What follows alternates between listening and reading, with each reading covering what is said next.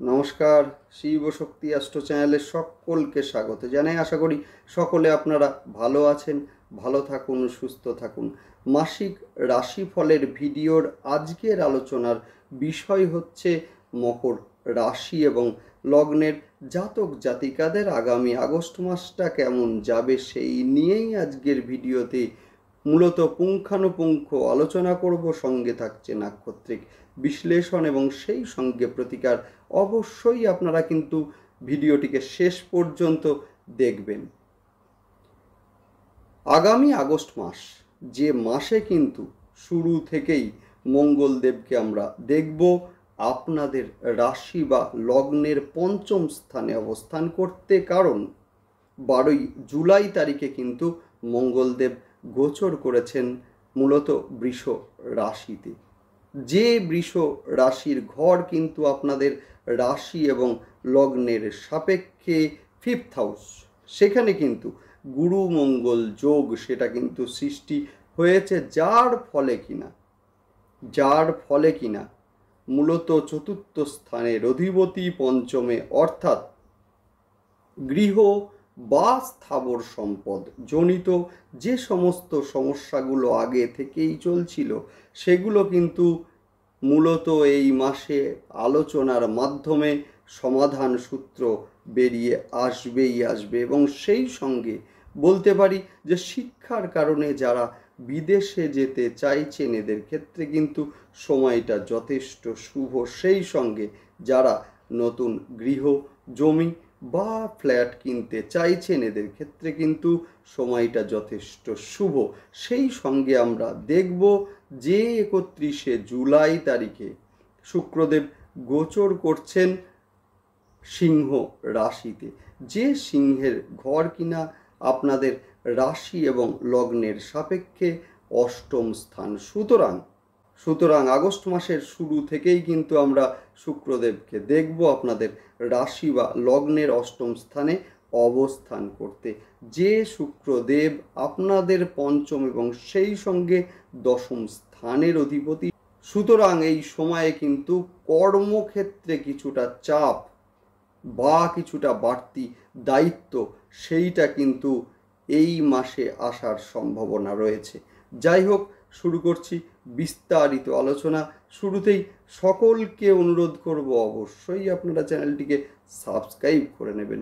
দেখুন, গ্রহের গোচর সেটা স্বল্প সময়ের জন্যই হোক বা দীর্ঘ সময়ের জন্যই হোক, গ্রহের গোচরের একটা ইম্প্যাক্ট কিন্তু আমাদের জীবনে ভীষণভাবে পড়ে। যে কোনো সিদ্ধান্ত নেওয়ার পূর্বে কিন্তু গ্রহের গোচর বিশ্লেষণ সেটা কিন্তু ভীষণ জরুরি। না হলে কিন্তু আমাদের জীবনে একটার পর একটা সমস্যা সেটা কিন্তু আসেই। সেই সময়ে কিন্তু আমাদের ভীষণভাবে প্রয়োজন পড়ে অ্যাস্ট্রোলজার বন্ধুদের। সুতরাং যে কোনো সমস্যার সমাধান কিন্তু রত্ন নয়, যে কোনো সমস্যার সমাধান কিন্তু যে কোনো প্রতিকার নয়। সমস্যার প্রথম সমাধান হচ্ছে সমাধান সূত্রকে বার করা, অর্থাৎ সেই ক্ষেত্রে শুরুতেই বলবো সমস্যার যে মূল বা রুট সেইটাকে আগে বার করা, যে কোন সময় আমাদের সিদ্ধান্তগুলোকে নেওয়া উচিত আর কোন সময় আমাদের সিদ্ধান্তগুলো নেওয়া উচিত নয়। গ্রহের গোচর অনুযায়ী আমরা যদি সিদ্ধান্তগুলোকে নিই সেক্ষেত্রে কিন্তু আমাদের জীবনে সমস্যা আসবে না। সুতরাং গ্রহের গোচরকে দেখতে থাকুন এবং সেই সঙ্গে অবশ্যই আপনারা চ্যানেলটিকে সাবস্ক্রাইব করে নেবেন, যাতে গ্রহের গোচরের সঙ্গে সঙ্গে প্রতিটা ভিডিওর নোটিফিকেশান আপনাদের কাছে খুব সহজে পৌঁছে যায়। যাই হোক, শুরু করছি বিস্তারিত আলোচনা। শুরুতেই আমরা বলবো যে আমরা জানি যে বর্তমানে কিন্তু মকর রাশি এবং লগ্নের জাতক জাতিকাদের কিন্তু শনিদেবের 7.5 চলছে, অর্থাৎ বর্তমানে কিন্তু দ্বিতীয় শনিদেবের অবস্থান, বিশেষ করে বক্রী শনিদেবের অবস্থান, যার ফলে কিন্তু আর্থিক দিক থেকে বেশ কিছুটা সমস্যার মধ্যে রয়েছেন মকর রাশি এবং লগ্নের জাতক জাতিকারা। সেই সঙ্গে বলবো যে পরিশ্রম করছেন, কিন্তু পরিশ্রমের তুলনায় যে সাকসেস রেট সেটা কিন্তু অনেকাংশে কম। সেই সঙ্গে বলবো যে শনিদেব বকরি হয়েছেন, যার ফলে কিন্তু কিছুটা শারীরিক দুর্বলতা সেইটা কিন্তু এই সময়ে রয়েছে। সেই সঙ্গে বলবো মানসিক একটা অস্থিরতা সেইটা কিন্তু এই সময়ে বিদ্যমান আছে। যদিও বর্তমানে 12ই জুলাই তারিখে মঙ্গলদেব, যে মঙ্গলদেব আপনাদের চতুর্থ স্থান এবং সেই সঙ্গে একাদশ স্থানের অধিপতি, যিনি কিনা গোচর করেছেন আপনাদের পঞ্চম স্থানে, ফিফথ হাউসে, অর্থাৎ বৃষ রাশির ঘরে, যে ঘরে কিন্তু আগে থেকেই বৃহস্পতিদেব অবস্থান করছেন, অর্থাৎ গুরু মঙ্গল যোগ সেইটা কিন্তু পঞ্চমে হয়েছে, যার ফলে কিন্তু গৃহ বা স্থাবর সম্পদ জনিত যে সমস্যাগুলো আগে থেকেই চলছিল সেই সমস্যার একটা নিরসন বা সেই সমস্যার একটা সমাধান সূত্র সেইটা কিন্তু এই সময়ে পাওয়া যাবে। এমন কোনো মানুষের সঙ্গে হয়তো আপনাদের যোগাযোগ হবে বা তার মাধ্যমে যে কোনো পরামর্শ যা আপনাদের সমাধান সূত্র বের করতে সাহায্য করবে এই সময়। সেই সঙ্গে বলবো যে যারা গৃহ, জমি বা ফ্ল্যাট এই সময়ে ক্রয় করতে চাইছেন, এদের ক্ষেত্রে কিন্তু সময়টা ভীষণ শুভ। হয়তো তারা অনেক দিন ধরেই চাইছিলেন ক্রয় করতে, কিন্তু কোনো না কোনো বাধার সম্মুখীন হচ্ছিলেন। এবার কিন্তু সেই বাধা কাটবে এবং সেই সঙ্গে গৃহ, জমি বা ফ্ল্যাট সেগুলো কিন্তু ক্রয় হবে। সেই সঙ্গে বলবো যে যারা আগে থেকেই জমি কিনে রেখেছিলেন, বর্তমানে বাড়ি করবেন ভাবছেন, এদের ক্ষেত্রেও কিন্তু সময়টা যথেষ্ট শুভ। যাদের বাড়িতে মা অসুস্থ ছিলেন, এবারে কিন্তু ভালো চিকিৎসা বা কোনো ভালো ডক্টরের পরামর্শে কিন্তু এবার তিনি সুস্থ হবেন। সেই সঙ্গে বলবো যে মঙ্গল কিনা আপনাদের চতুর্থ এবং সেই সঙ্গে একাদশ স্থানের অধিপতি, অর্থাৎ মঙ্গল যখন মৃগশীর্ষা নক্ষত্রে প্রবেশ করবেন সেই সময়ে কিন্তু বর্তমানে কিন্তু আপনাদের মূলত 5 এবং 11-র যে কানেকশানটা হয়েছে, যার ফলে কিন্তু মৃগশীর্ষা নক্ষত্রে যখন প্রবেশ করবেন সেই সময়ে কিন্তু মূলত কিছুটা আর্থিক দিক থেকে লাভবান আপনারা হবেন। বিশেষ করে বলবো যে পুরাতন কোনো অর্থ যেটা আটকে ছিল এতদিন, সেইটা কিন্তু পাওয়ার একটা সম্ভাবনা সেইটা কিন্তু এই সময়ে আছে। সেই সঙ্গে আমরা বলবো যে আগামী 31শে জুলাই তারিখ শুক্রদেব গোচর করবেন সিংহে, যে সিংহের ঘর হচ্ছে আপনাদের রাশি বা লগ্নের সাপেক্ষে অষ্টম স্থান, অর্থাৎ কিনা এই সময়ে প্রেমের ক্ষেত্রে কিছুটা ভুল বোঝাবুঝি সেইটা কিন্তু এই সময়ে লক্ষ্য করা যাবে, বা সেই সঙ্গে প্রেমের ক্ষেত্রে কিছুটা ডিস্টেন্স সৃষ্টি সেইটাও কিন্তু এই সময়ে লক্ষ্য করা যাবে। সেই সঙ্গে মকর রাশির জাতকদের ক্ষেত্রে বিবাহে একটা বাধা বা হঠাৎ করে বিয়ের যে কোনো সম্বন্ধ হয়তো হচ্ছিল, হঠাৎ করে সেইটা ভেঙে যাওয়া বা বিয়ের ক্ষেত্রে কিছুটা ডিলে হওয়া, সেই সম্ভাবনাও কিন্তু এই সময়ে আমরা লক্ষ্য করব। সেই সঙ্গে বলবো যে শিক্ষার ক্ষেত্রে যারা বিদেশে যেতে চাইছেন, হয়তো চেষ্টা করছিলেন এতদিন, যে কোনো কারণে হচ্ছিল না, এবারে কিন্তু আমরা বলবো যে চতুর্থ স্থান আমাদের শিক্ষা এবং পঞ্চম স্থানও নির্দেশ করে আমাদের শিক্ষা। সুতরাং আমরা বলবো যে দ্বাদশ স্থানের অধিপতি বৃহস্পতির সঙ্গে এই যে গুরুমঙ্গল যোগ, অর্থাৎ কিনা সেইটা শিক্ষার কারণে বিদেশে যাওয়ার যোগকে আরও প্রমিনেন্ট, আরও সুস্পষ্ট করলো। সেই সঙ্গে আমরা বলবো যে কর্মক্ষেত্রে একটা চাপ সেটা কিন্তু বাড়তে চলেছে এই সময়, যেহেতু আপনাদের দশম স্থানের অধিপতি শুক্রদেব, যিনি কিনা অষ্টম স্থানে গোচর করলেন, অর্থাৎ কিনা কর্মক্ষেত্রে কিছুটা চাপ সেইটা তো বাড়ছেই। সেই সঙ্গে আমরা বলবো যে কর্মক্ষেত্রে আপনাদের জনপ্রিয়তা, আপনাদের গ্রহণযোগ্যতা সেইটাও কিন্তু এই সময়ে বাড়তে আমরা লক্ষ্য করব। সেই সঙ্গে আমরা বলবো যে কিছুটা বাড়তি দায়িত্ব, কিছুটা বাড়তি বিশ্বাসযোগ্যতা, সেইটাও কিন্তু এই সময়ে বৃদ্ধি পেতে লক্ষ্য করা যাবে।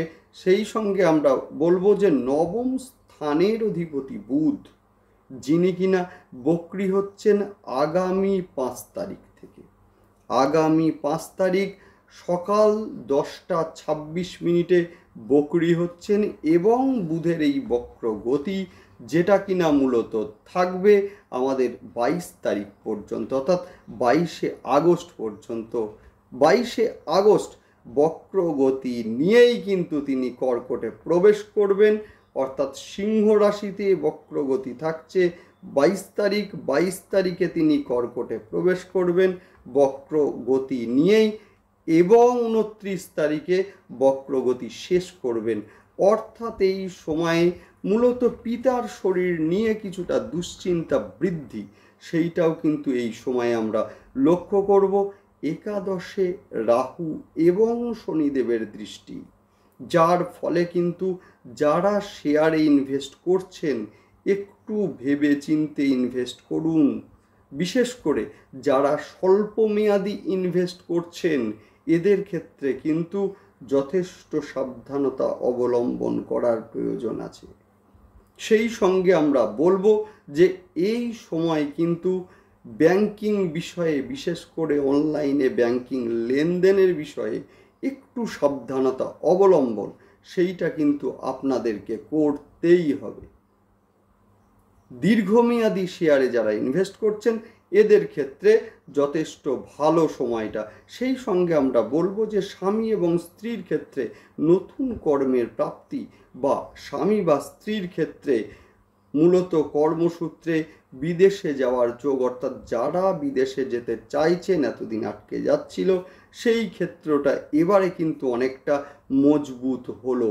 সেই সঙ্গে আমরা বলবো যে তৃতীয় স্থানে রাহুদেবের অবস্থান, এবং যে রাহুদেবের দৃষ্টি কিন্তু সপ্তম স্থানে, অর্থাৎ ব্যবসার ক্ষেত্রে কিছুটা উত্থান পতন, সেইটা কিন্তু লক্ষ্য করা যাবে। সেই সঙ্গে অনলাইন বা সোশ্যাল মিডিয়ায় যারা আছেন এদের ক্ষেত্রে কিন্তু জনপ্রিয়তা বৃদ্ধি, সেইটা কিন্তু এই সময়ে লক্ষ্য করা যাবে।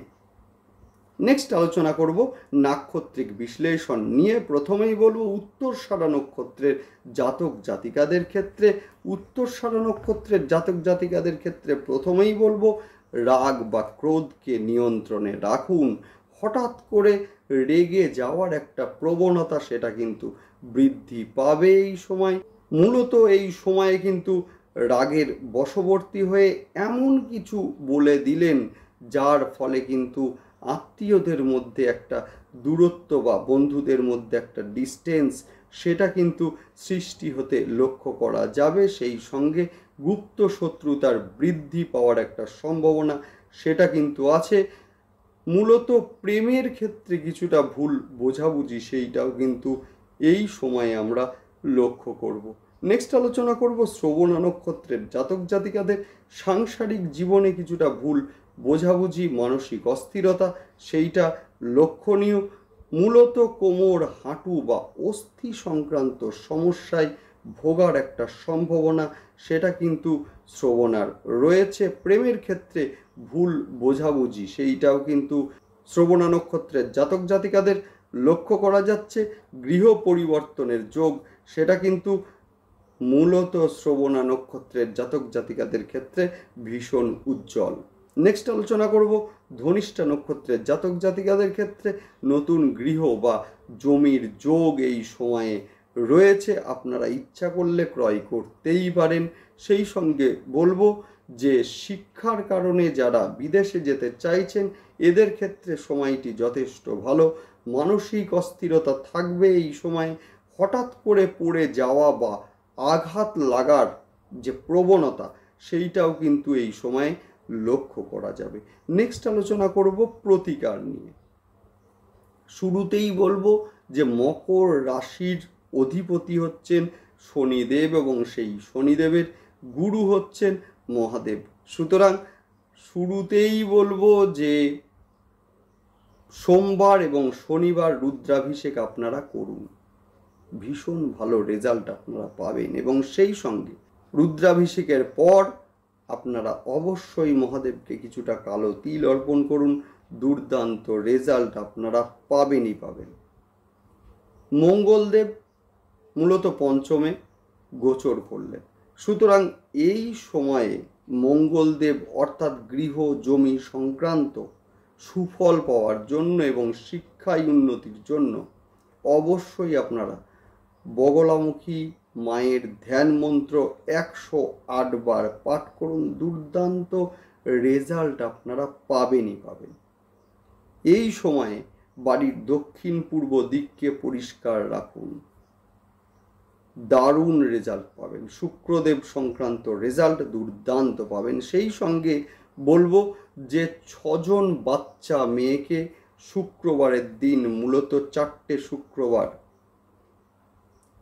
আপনারা মিষ্টি জাতীয় দ্রব্য খেতে দিন, দুর্দান্ত রেজাল্ট আপনারা অবশ্যই পাবেন। যাই হোক, ভালো থাকুন, সুস্থ থাকুন, দেখতে থাকুন এবং অবশ্যই আপনারা চ্যানেলটিকে সাবস্ক্রাইব করে নেবেন। নমস্কার।